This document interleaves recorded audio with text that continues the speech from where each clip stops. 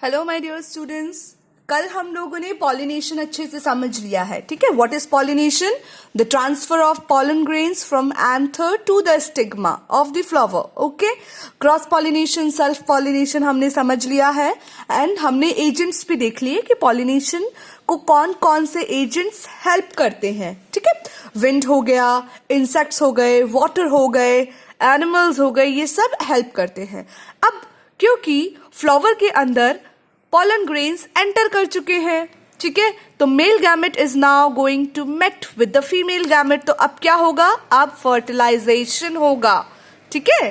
ये देखिए आप, ये है pollen grain, ठीक है। ये pollen grain जैसे ही स्टिग्मा के ऊपर आकर बैठा तो इसने रेस लगानी स्टार्ट कर दी। तो ये जो बन रहा है, this is called pollen tube. ये pollen ट्यूब कहाँ जाएगा? नीचे, नीचे ट्रैवल करेगा। किसकी तरफ? ओव्यूल की तरफ। ओके बच्चा, ठीक है। तो ये हमारा ओवरी है प्लांट का, फ्लावर का, ये स्टाइल है और ये स्टिग्मा है। तो ये पॉलन ग्रेन ने पॉलन ट्यूब बनाना स्टार्ट किया। इस पॉलन ट्यूब में कौन एंटर कर रहा है?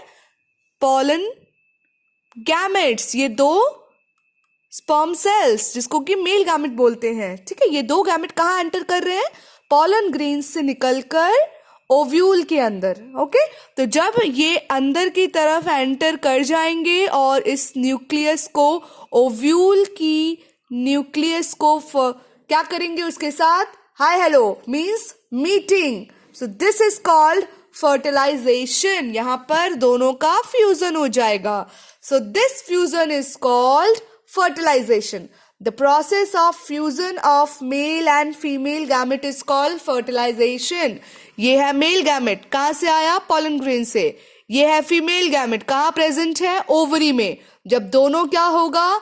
दोनों का फ्यूजन होगा, that process is called fertilization. Okay बच्चों, successful pollination, the stigma secrete nutrients. Pollination के बाद में स्टिग्मा न्यूट्रिएंट्स क्या करती है? सिक्रीट करती है, kind of a chemical. Pollen grains इसको एब्जॉर्ब करते हैं एंड क्या फॉर्म करना स्टार्ट कर देते हैं? Pollen tube. तब तक पॉलन ट्यूब आगे बढ़ती रहती है जब तक वो ओव्यूल तक नहीं पहुंच जाते, ठीक है।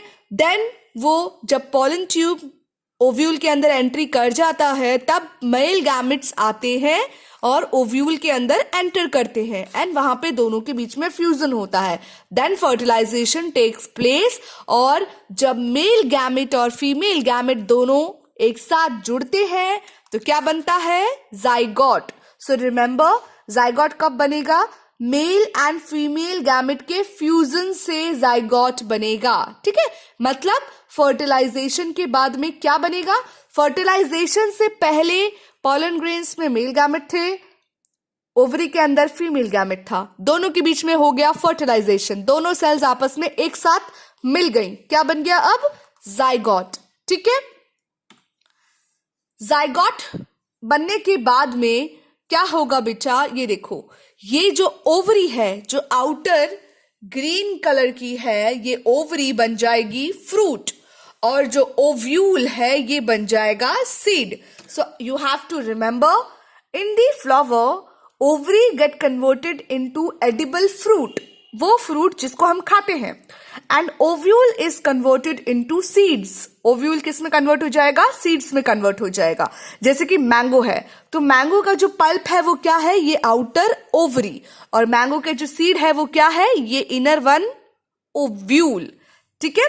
तो वो यहाँ पे यही लिखा हुआ है। ये देखिए, ये टमाटो है तो टमाटो का ये जो पल्प दिख रहा है ये ओवरी होती है, ठीक है। और ये जो अंदर सीड्स दिख रहे हैं ये क्या है? ये ओव्यूल है।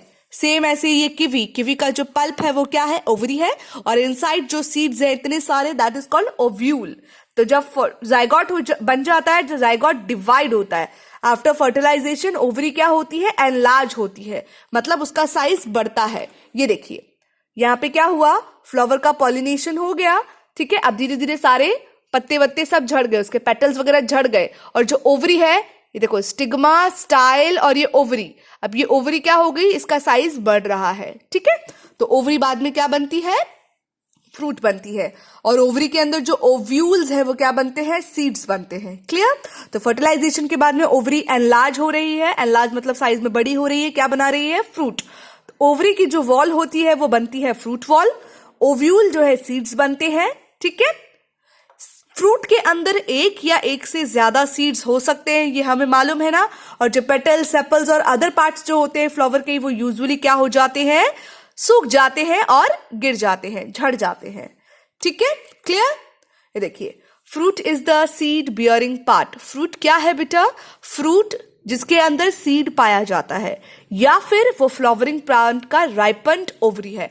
राइपन्ड मतलब पका हुआ, कहते हैं ना ये फ्रूट है, ये पक गया है, तो वो एक्चुअली में पकी हुई ओवरी होती है, जिसके अंदर क्या प्रेजेंट होता है, सीड। सीड राइपन्ड ओव्यूल है। सीड्स क्या है, वो राइपन्ड ओव्यूल मतलब पका हुआ ओव्यूल, जिसके अंदर एम्ब्रियो प्रेजेंट होता है, और वो एक प्रोटेक्टिव कोट से कवर्ड रहता है, जैसे कि ये मटर है। ठीक है, अब ये देखिए, ये ऊपर की जो कवरिंग है बेटा, ये फ्रूट की कवरिंग है, ओवरी कवरिंग है। ठीक है, और अंदर ये जो सीड्स है बेटा, जिसको हम मटर बोलते हैं, दिस इज कॉल्ड ओव्यूल। ठीक है, और ये इसके अंदर क्या प्रेजेंट है, एम्ब्रियो। ठीक है, क्यों, क्योंकि जब हम इस मटर को मिट्टी में डाल देंगे तो ये अगेन क्या बन जाएगा, एक प्लांट बन जाएगा। क्यों, क्योंकि इसके अंदर जो एम्ब्रियो है उसमें न्यूट्रिशन प्रेजेंट है। तो सीड्स को जर्मिनेट करने के लिए न्यूट्रिशन तो चाहिए ना, कहां से मिल रहा है, सीड्स के अंदर जो एम्ब्रियो प्रेजेंट है। और मटर के ऊपर एक कवरिंग होती है ना, जिसकी वजह से मटर के जो दो पार्ट होते हैं वो आपस में चिपके हुए रहते हैं। क्लियर? प्रोसेस जिससे एम्ब्रियो जो होता है सीड में वो एक्टिव होता है और धीरे धीरे इस तरीके से नए प्लांट में ग्रो करता है, this process is called germination. See, ये सीड है। ठीक है, ब्राउन कलर की सीड की कवरिंग है। तो ये सीड्स के देखो, ये दो पार्ट खुल गए।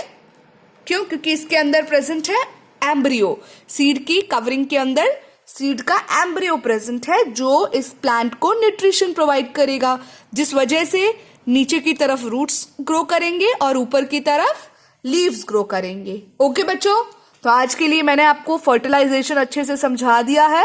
नेक्स्ट क्लास में हम इसका फर्दर टॉपिक डिस्कस करेंगे। एनसीईआरटी रीड कर लेना बच्चों।